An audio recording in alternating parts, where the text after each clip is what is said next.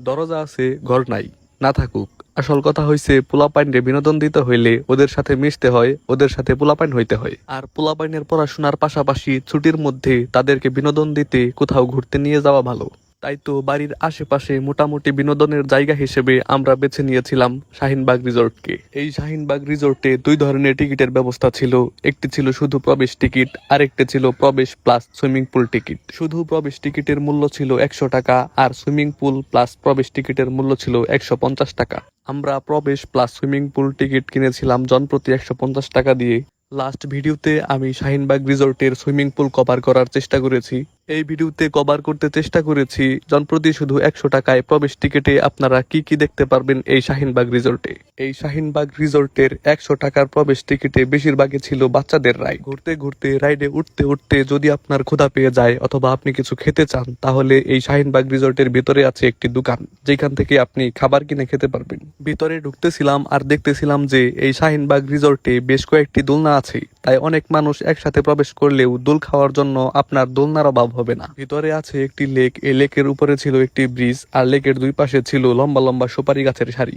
এই শাহিনবাগ রিসোর্টের ভিতরে ছিল একটা ফুল দিয়ে সাজানো চেন ছাড়া রিক্সা। এই রিক্সার একটা সুবিধা আর একটা অসুবিধা আছে। সুবিধা হইতাছে এই রিক্সায় আপনি যতই প্যাডেল মারেন আপনার এনার্জি বার্ন হবে না।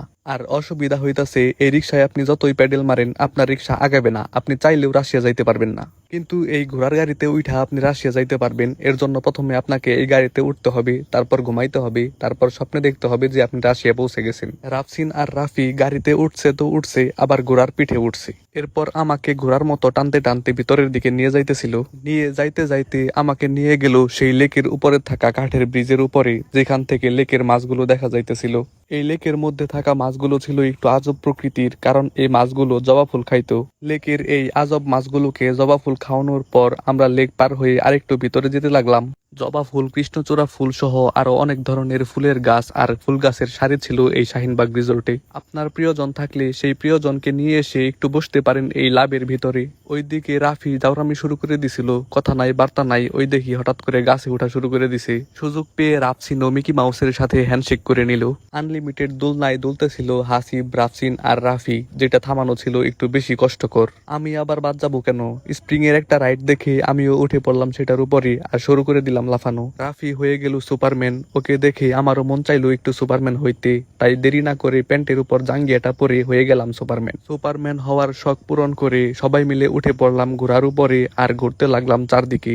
ঘুরতে ঘুরতে আমার মাথাও ঘুরতেছিল। মাথা ঘুরানোটা কোনো রকম বন্ধ করে রাফি আর রাফসিনের সাথে উঠে পড়লাম স্লিপারে, খেয়ে নিলাম একটু স্লিপ। ওদের সাথে সারাদিন ঘোরার পরে এইটা বুঝলাম যে ওদের সাথে ঘুরতে বের হইলে অনেক এনার্জি নিয়ে বের হইতে হবে।